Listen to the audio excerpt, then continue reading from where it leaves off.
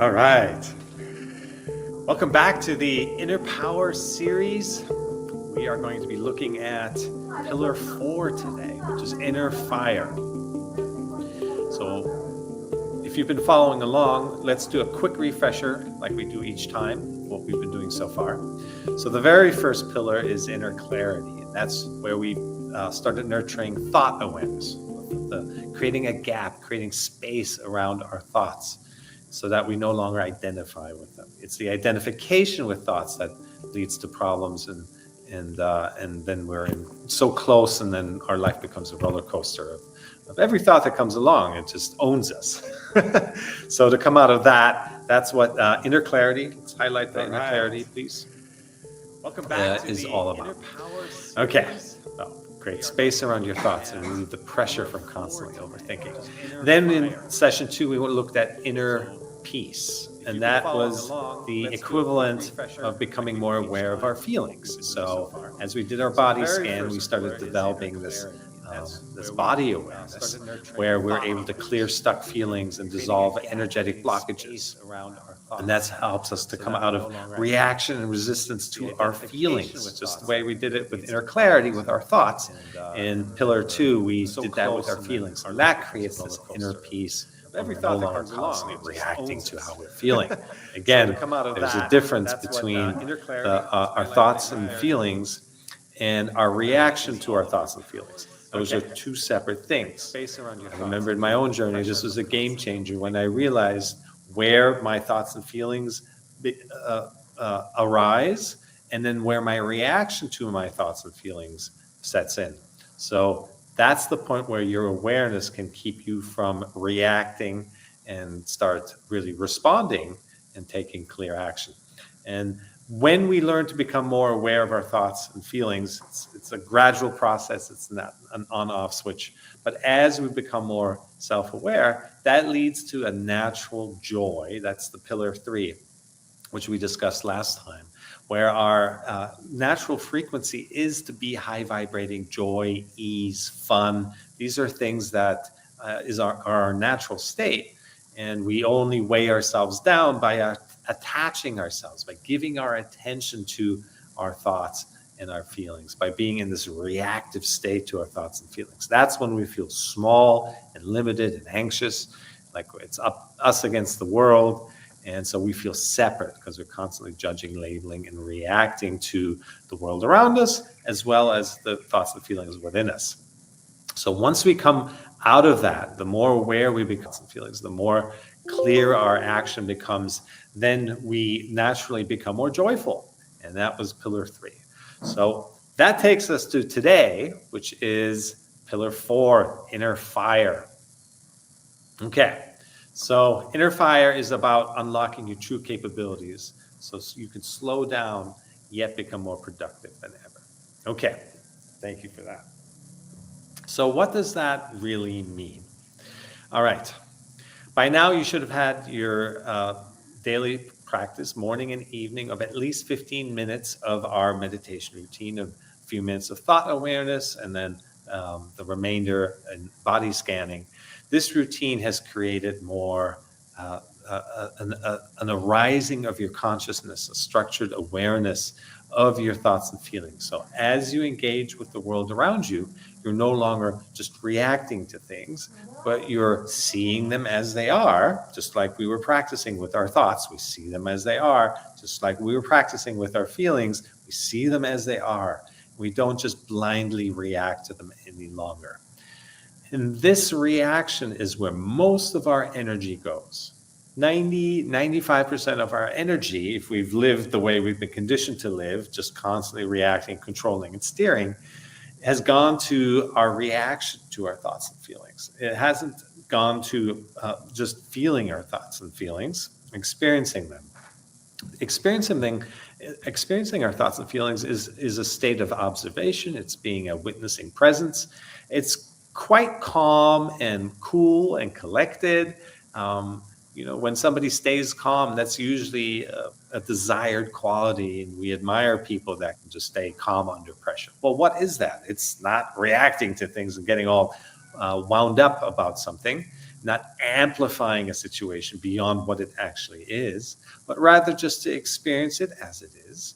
And that's when we realize, well, most thoughts and feelings that we experience are very manageable. They're nowhere near as dramatic as we make them out to be. And yes, we get attached and even addicted to the drama of things. And when I first start teaching meditation, many students will comment that they feel like this drama is what it means to be alive. And no, it's not. That drama is just an amplification, a looping around a situation that has already happened, and you're just lingering on it, wanting it to be different, replaying it in your head, and that's what creates so much stress and energy drain. It's not responding to the situation. You're just replaying things that have already happened. And then the same thing applies to things in the future, right? We project and create expectations. And then when the situation arises, we're comparing the situation to our expectations. And so we're not really living it. We're not really in the situation responding to what is. We're responding and reacting to what we think should be, that picture that we created in our head beforehand. And life never matches that picture. So you will always be in a state of reaction and frustration and resistance if you're living by the image of what a situation should be, what you expect it to be, rather than just responding to what it is, the reality in front of you as it is. So that's what our meditation practice has led to. Twice a day, morning and evening is best, minimum 15 minutes. There were periods of my life that I needed extra focus and extra fire, such as when writing my book. It's on my bookshelf here behind me somewhere. During that time, it was almost 2 years, I meditated just the way we are practicing here for between 2 and 5 hours a day. And that's because I needed the utmost clarity and the utmost efficiency in my energy in channeling and receiving all that information and parlaying it and translating it into easy to digest concepts.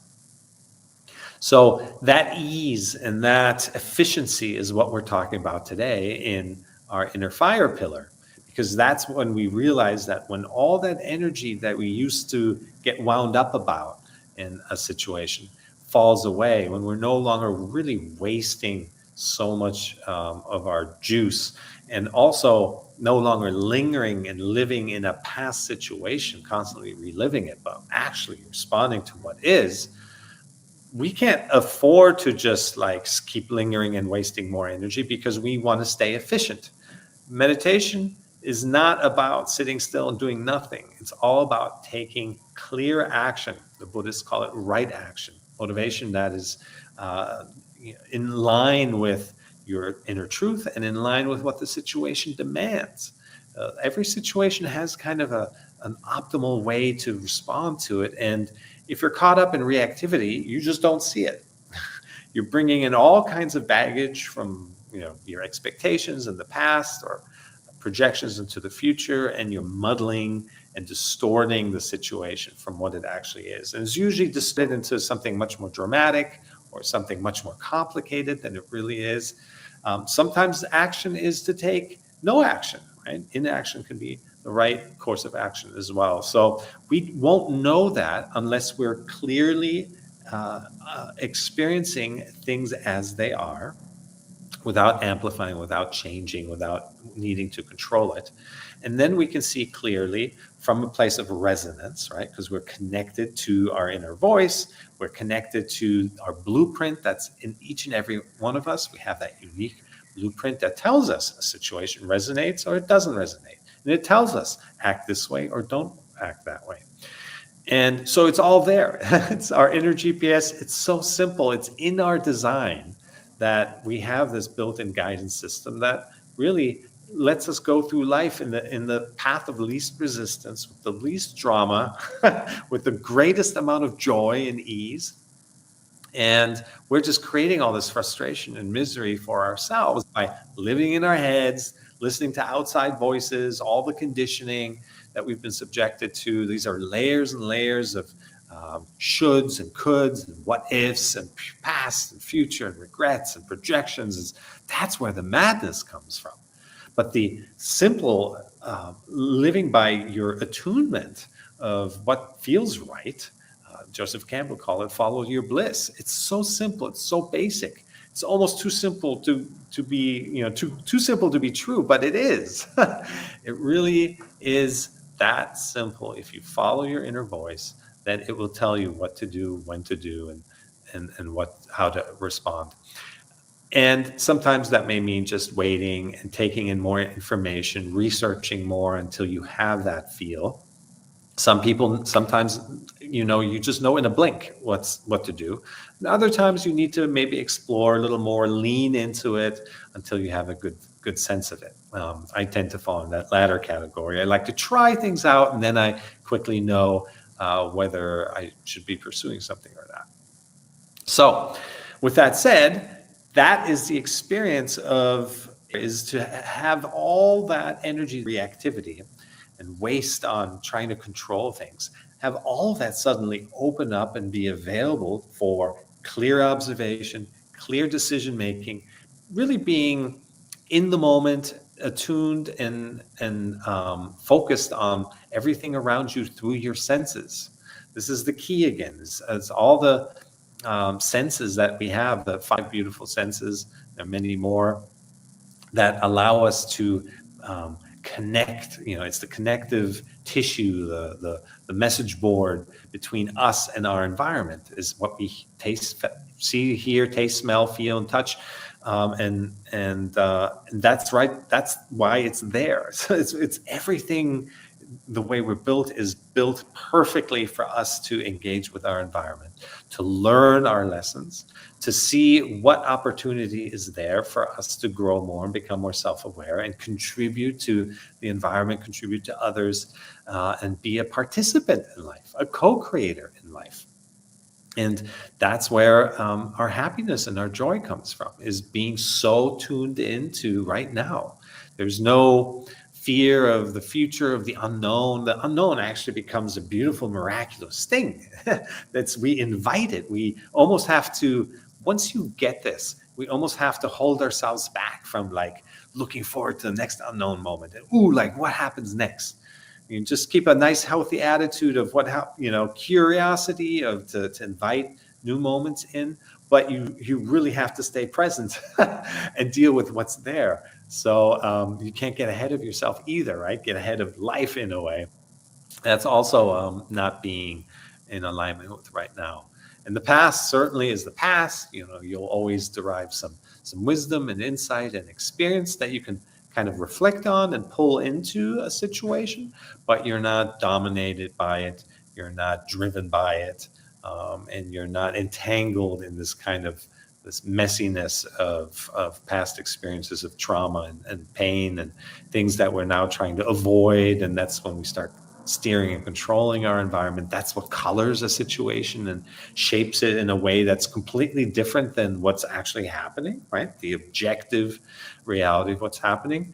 We really always experience the subjective reality of all our fears and coping mechanisms that are rushing in to shape and color what's happening. And the next person has their own stuff, their own baggage that they're bringing in. So, people who are witnessing the exact same situation are having completely different experiences and takeaways. That's because they're living through their baggage, through their stuff, through their expectations, through their control needs, and not actually seeing what's there.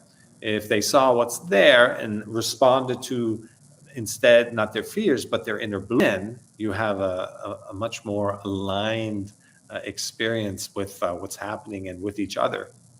And that aligned experience is one of sharing, of compassion, of let's see what we can make happen here, like a positive outlook and a creative exploration, because the unknown is essentially just a big sandbox of creativity. Just life sending you unknown moments, just inspiration, opportunity, ideas, insights, growth, self-awareness, opportunities to reflect and then act. So all of that is contained in this miracle of the unknown future, which we so dread when we're in our head and when we're living by the conditioned fears that we walk around with. So having this daily practice in place, morning and evening, 15 minutes and minimum, do more if you can. And if at first you can't do the 15 minutes, start with 5 or even with 2. It doesn't matter. Before long, you'll work your way up. But at least once you have it in place, do the 15 to keep the ball rolling. And like I've said before, that shouldn't be where your meditation practice ends. It's the state that you cultivate while you're doing your sit that you then bring into your daily situations. As you interact with people before an important phone call or a meeting or, just any situation that you engage in, even just going to the corner coffee shop, be connected to your senses, see what's there. Don't be lost in thought. Being lost in thought is not really living. Being present with what's there, you'll have conversations with people you might not have had a conversation with because you were judging them or because you were lost in thought.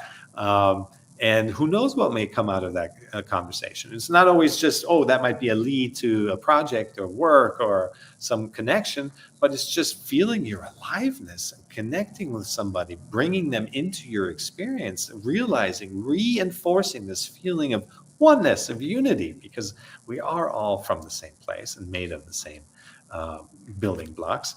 So to experience that in each other, that's really what we're here for, to be mirrors to each other. And if you can just listen to somebody for a few minutes and help them move along their path in life and their station, and they can do the same to you. This is how we keep growing each other and healing each other and expanding each other. And that's where that joy and that fire and that essence of like, wow, I've got so much energy available now that I'm no longer reacting to just the thoughts in my head and the feelings in my body. Suddenly I'm just blossoming because I feel like my energy is endless. And it really is. You'll be hitting completely different limits than ever before. Once I surrendered and let go of my thoughts, this addiction to thinking, so much more energy opened up. The situations that were stressful, work or things that I had to do that seemed to overwhelm and that were just, there's never enough time. Suddenly all of that was very easy, very manageable. I had extra time available. So like, wow, I can do twice as much. I felt like even 3 times as much. Just see what you'll find out for yourself what your limits are. So this is what happens when you no longer burn energy on being lost in thought, on past and future, on reactivity to your thoughts and feelings, but rather you have all that available to now respond to your environment, to invite in new situations and see what they contain. They always contain some lessons, some opportunity to know yourself better. And this is how you grow yourself in the most efficient manner possible. And this is how you have the greatest impact. This is how you reach your goals the quickest. So many people struggle with meditation because they think like they can't make time for it. It's just another to-do thing. And it's ultimately just eating up more of their energy and their resources.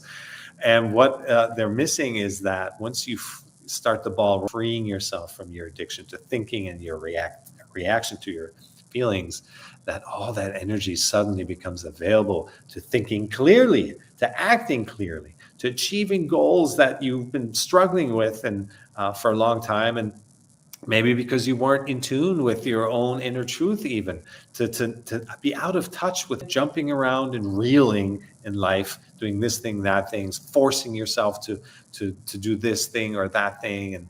And some of these things could take, years and decades out of your life where you're going down a particular path that doesn't resonate, right? Because you're not in tune, or you're overriding your inner voice with outside voices and trying to rationalize it away and using all these coping mechanisms to get through the day and get through the week and then numb out on the weekends.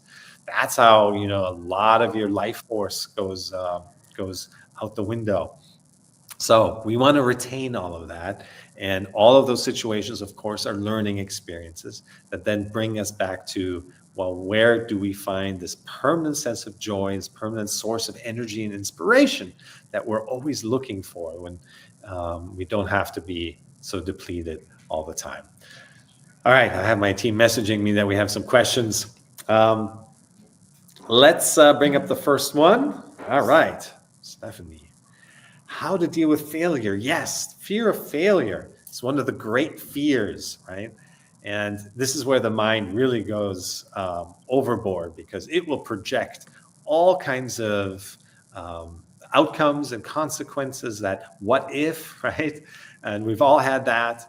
I've experienced that too. And you have to come out of this incessant thinking and being lost in thought and returning to the presence and groundedness in your body, which is what we're doing with our meditation practice, to abate that, to mitigate, to minimize this constant chatter. It's not about figuring it out in your head. It's not about finding solutions to protect yourself from what could happen and I have to prepare for that, or put all these other systems in place to avoid failure.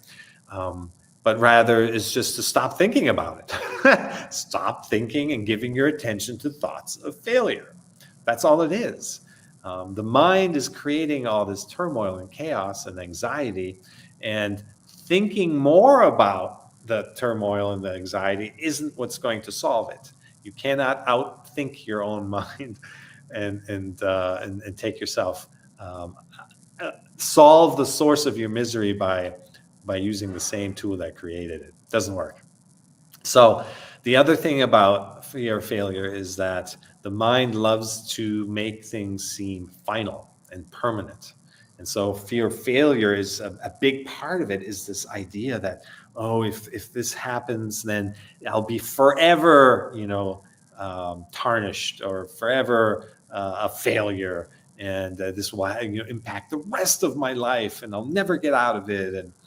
And never rid myself of this idea that, again, an idea that I have failed. And so there too, when we practice our thought awareness and we practice our body scanning, and we just realize that all thoughts come and go, all feelings arise and pass. The essence of life is change. It's impermanent, anicca, as they say. That everything has an arriving and a leaving in the window of your experience. So nothing that happens in life, to you or to others, even to say that happens to you, is kind of an expression of separateness, right? It doesn't happen to you. It's happening because of you. And we're all moving into a place of recognizing that it's happening for you, because life wants you to grow. Life is challenging you constantly to come out of your smallness and your limiting beliefs. And we're fighting so hard to stay limited and small and within our comfort zones. And that's not the purpose of life. So much of coming out of our misery is to recognize we're the student, life is the teacher. It's constantly sending us lessons. We cannot maintain a situation for very long. Change comes happening. It'll knock on your door. The winds will come blowing, and you'll have to be confronted with a new growth spurt again, or a new opportunity to become a bigger person. So there is no permanence. There's nothing final. You cannot fail. You only learn a lesson. And then from there, you're in a better position to continue and make changes. And most of the things, there are things that don't resonate, that aren't in alignment with us. But we have to experience them as contrast so that they can point us to the things that do. We're like a tool that life is sharpening all day long, all the time, that becomes clear and more one-pointed. And we won't do that unless we get sharpened by all these experiences that don't resonate, all these lessons that we have to learn. Like, okay, this doesn't work. And then you get smarter and wiser and better about it. Or you realize this isn't even a direction that I want to go into. And then you try something else altogether. So learn and expand and grow as fast as you can, as comfortable as you can. It's an incredible adventure. And don't feel like anything is out to get you. Life is here to grow you. Do we have another question? All right. Okay. I lost the drive for success after getting laid off. How do I get it back? Ooh, okay. So there's a couple things going on in here. One is it's an opportunity always when you get a break like this. It could be losing work. It could be losing a loved one. It could be getting injured. It could be just some unexpected time off from our usual busy life cycle. And in those pockets, there's an opportunity to self-reflect and really look at what have you been doing, how have you been living, and is it working for you? So that's the first thing, is to come out of this sense of, again, failure or rejection, or that something didn't work out. And that's just wasting time. Look at it for what it is, which means you now have a chunk of time available to self-reflect. And what can you make out of it? And so the very first thing is to assess, right? How have you been living, and is it working for you? And it might have been working for a while, but now the time has come to make some changes. And this would be the opportunity. And if the message is from sitting with yourself that, no, it's not the time to make big changes. It's the time to maybe shift and, look into a different company or a different environment where you can apply yourself in a, maybe different way, or get a bump in your pay. Most increases in pay come from switching jobs, not by staying at the job for very long. So there's many benefits that you can discover in this, even though you don't feel like you have to make a big life change. But most of the time, this is a welcome opportunity. Are laid off to say, wow, this is your chance to reassess. And we rarely get those when we're constantly busy. We rarely get those opportunities. Now, it does sound like from your question, there's a sense of fatigue. So that's something you can reflect on. Is like, okay, you're feeling maybe exhausted. Have you been, overworking and overthinking even? Sometimes the same situation, job, or way we apply ourselves is exhausting us, not because the job itself is exhausting, but because we're in a state of reactivity always, burning a lot of energy, lost in thought always, projecting, living in fears of past and future, and all this stuff drains our energy. So the very first thing I always work on with clients is you don't need to change your situation. You don't need to change what you do. You just have to change how you do it. And then you can see. Then you can recognize that, well, okay, now I'm doing it efficiently. I've got the space of this extra energy that I can apply, and does it still resonate, right? And if it doesn't, well, that's more learning and another lesson and insight, and then you can make changes from there. But first, relieve yourself of the pressure and then the self-judgment and the controlling and steering, which burns so much energy, and really find back to your true self, your grounded perspective, seeing things as they are.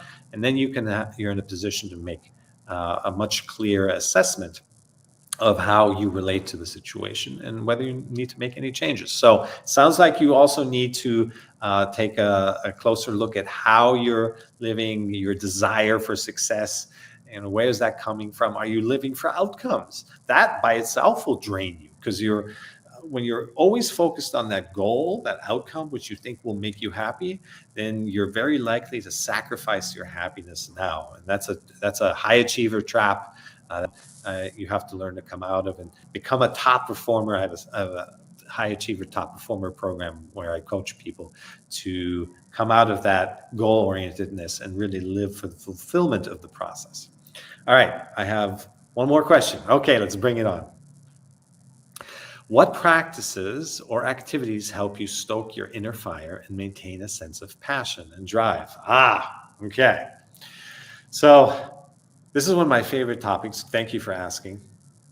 I call this, it's basically a way of balancing your interests. Now that you're no longer burning energy on unnecessary thoughts and feelings, no longer in this reactive state constantly where you're actually removed from what's happening and you just lost in thought, but rather you're starting to live and engage with everything around you and inviting new moments to come in. And you're like, whoo, this is like incredible. The current of life is taking you with it. And so much happens. And this is, our definition early on, this is you slow down because you're no longer lingering on situations. You're actually just experiencing every situation as it comes, but there's a speeding up of it because you're no longer lingering. New moments come in constantly, fresh insights and inspiration, and it's almost hard to keep up. Sometimes I feel like we have to bog ourselves down with our thoughts a little bit, and attach ourselves a little bit, because life is so happening and so alive and so abundant that if we were completely open to it all the time, it'd just be like too much. But that's a good problem to have. So get into that state of like, wow, life is too much. And then really what will happen is you build capacity around that to hold all of that inner fire, all the inspiration that's coming in. So you become an even bigger person. And it's not a lot, it's beyond the healing, it's beyond letting go of the anxiety. It's now you're really being a collaborator and a facilitator and a co-creator. There's this thing that I call a productive rest. And it's essentially a way to stay energy on reacting to things any longer, but rather you're experiencing life, so more of your interests, more of your passions are able to really come to the surface. You're able to discover things that you weren't interested in before because you didn't have the time, because you're always lost in thought, always in resistance.